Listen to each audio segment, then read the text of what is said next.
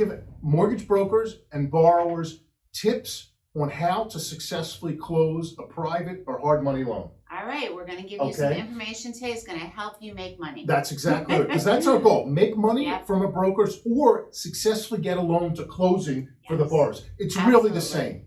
So first, like our video if you like it. If you don't like it, you can tell us. If you have any questions, leave them. And subscribe to our channel if you want more information and tips. You'll see we produce a lot of it. Okay. So Marcy, why don't you tell everyone, and I'm going to, intermittently, I'm going to give everyone a few tips on how to successfully get a loan to closing. Based on, we've seen thousands and thousands and thousands of them. We do this all day long. All day long. So why don't you tell everyone what happens from our perspective as soon as we get a signed term sheet from a borrower? Okay. So I always recommend to brokers and to borrowers to know ahead of time. Again, this is just to be successful and make sure the deal closes. That's what we're here for.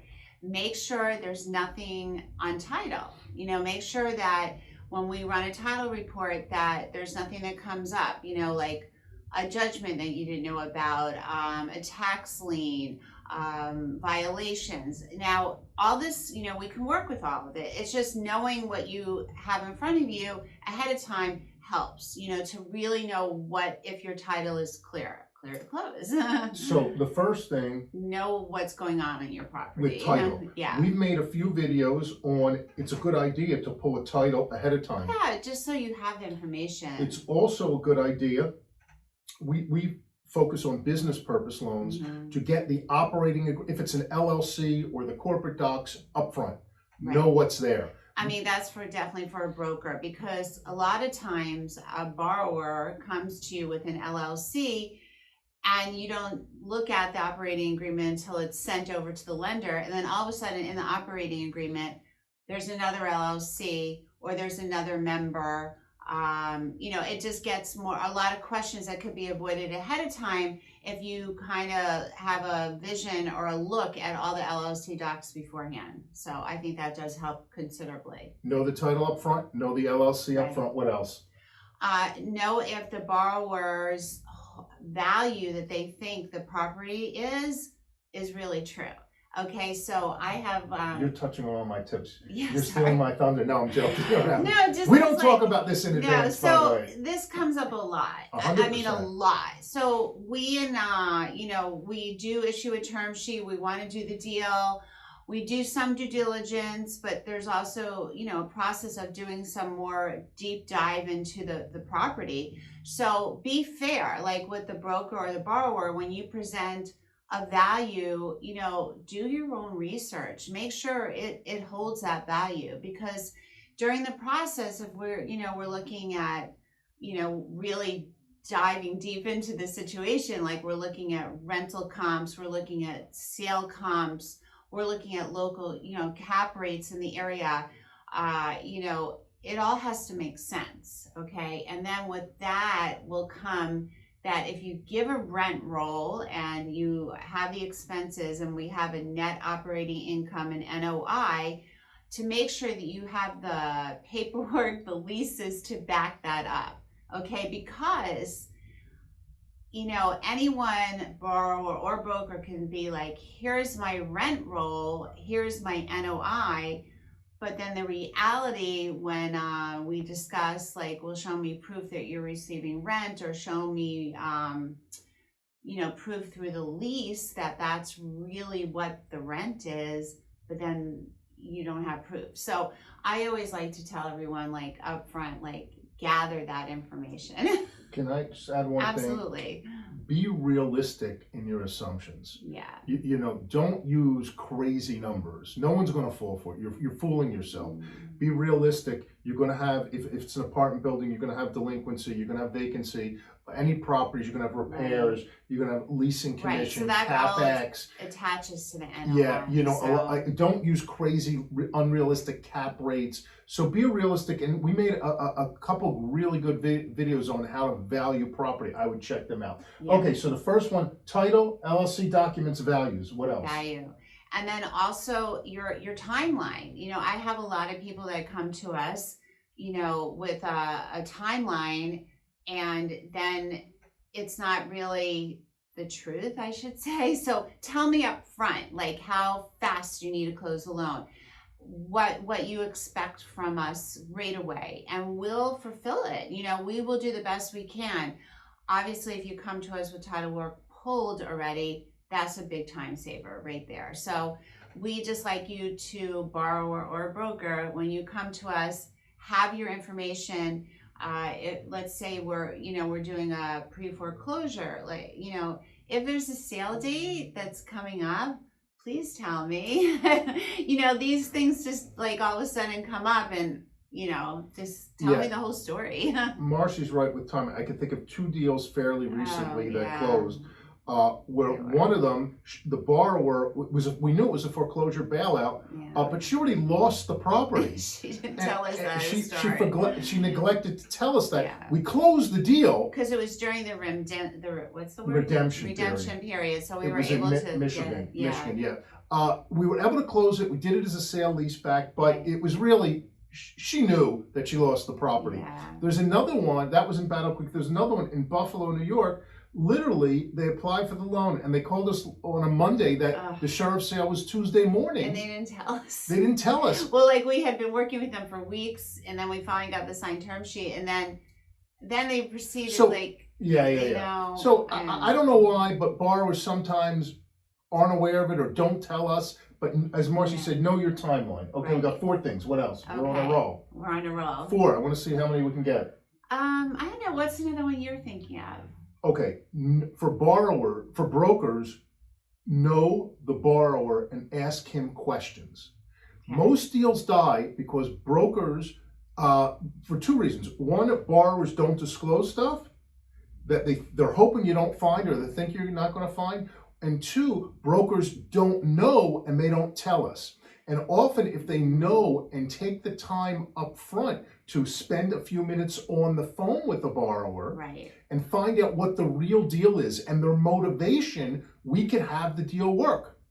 But because a lot of times you're right, this comes up a lot. I mean, so there's always like he said, she said, and then it's not even like the whole true story. Well, we just had one that kind of just that same situation where the broker was like full force ahead, gathering everything. We're all working through it. And then it wasn't really what the borrower wanted. So invest time in the deal. I find often, and you could disagree or agree, I don't know, that brokers, for whatever reason, they're not investing the time in the deal. All they want to do is say, when are we closing? When are we closing? Right. And because they're in such a rush to close, and believe me, we love to close quick. We've closed deals in 3, 4, 5 days, 7 days, 10 days, all the time. As long as everything is laid out in the puzzle. If it's a broker, take the time to understand the deal and point out questions and point out problems so you can vet them out up front. It's easier to vet it out up front. First of all, you want to make sure the lender's on board, and you want to make sure the borrower's on board. Right. You know, because what happens is if the broker keeps sending the lender lousy deals and they're unvetted and things pop up, the lender's going to get annoyed with the broker and stop taking their deals, or certainly not put them top of mind. So for everyone's benefit, I mean, we give everyone the benefit of the doubt, though, for sure. But it's just that the reality is, if you're not having the whole story, it's going to come out in the end. Know the whole story. And once you know the whole story, and then make sure your borrower is on board. You'd be amazed how many borrowers sign term sheets. And I don't think they read them sometimes or something. I'm not sure. And we go over it with them too. That's what's even more crazy. Either they don't understand them, they don't want to understand them, their head's in the sand, but make sure they understand the terms of the deal. Right. The loan amount, make sure it's enough. Make sure you know the reason, the term, if there's any prepay, the documents. Deal with it all up front. If there's the fees, like understanding 100%. The process. It's like we try to explain as much as we can to the best of our ability.